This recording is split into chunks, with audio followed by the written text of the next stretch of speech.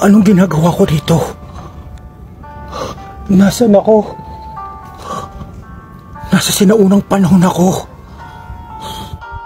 Bakit ako napunta rito? Bakit ako narito? Anong ginagawa ko rito?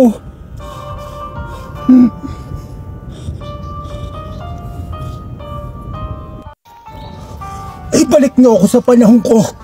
Ayoko rito. Napadpad ako sa nakaraan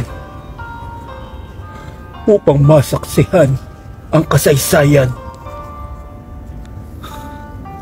Kasi hindi ko ito pinapahalagahan. Pinabaliwala ko. Hindi ko pinapahalagahan ang pagpapakasakit ng aking mga ninuno, ng ating mga bayani, para sa aking kalayaang tinatamo. Narito ako upang madama ang kasaysayan, upang madama ang nakaraan, upang aking lubos na maunawaan ang mga karanasan ng aking mga ninuno.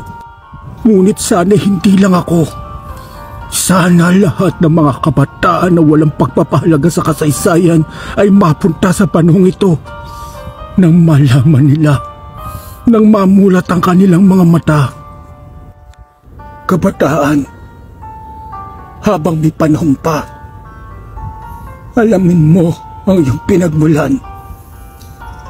Alamin mo ang iyong kasaysayan.